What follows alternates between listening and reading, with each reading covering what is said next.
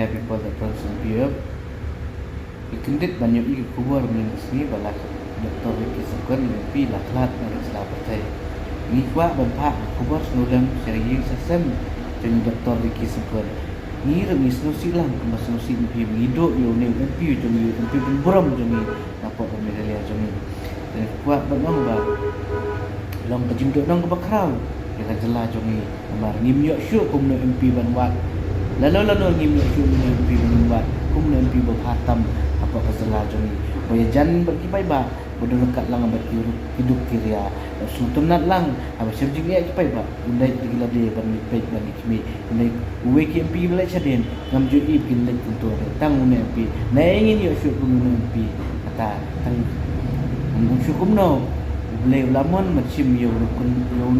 doktor kirkan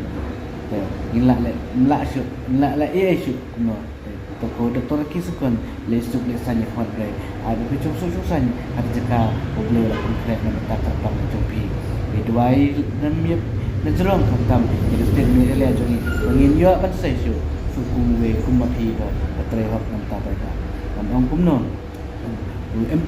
MP jongi long bakhoj pasida bomjak dia ban du thok kori ki pajba ban tray hok ki kam bola pen kumbala kular tray hok ban der berubah khoj pasida der mugi MP balai ki bam kim tip kimitho khantam ni kiria bagi jing action yang pok Meghalaya ni Dr. Ricky yo i ka jing kya jing apa kejela jadi ban jura ki mat kejura apa parlimen bani kran na mata bani sai na mata ki pajba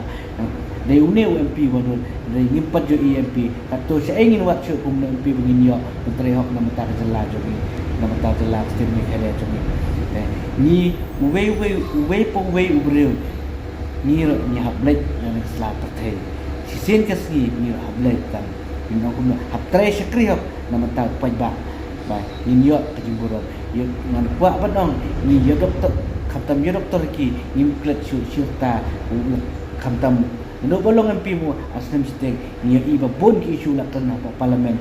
pun ki jing election ki pajba lek mani kenduk we pagwe snong ulai dai we ki MP balik sedin ngimju ib ki lek kumulai ne Dr. Ricky Sukun Dr. Ricky Sukun ulai ki jing election pajba usnurit la de ba long bapenrit dai ki we MP snohe kismomen dai uno MP yang ulong bapenrit bajan bagi pajba habadon jing pajba ujan ui kloy bandon kat lang pajba kuat nak tak ada dia usufi lang bagi do MP atau na ingin yo sukum dengan MP babha na mentah state Meghalaya jong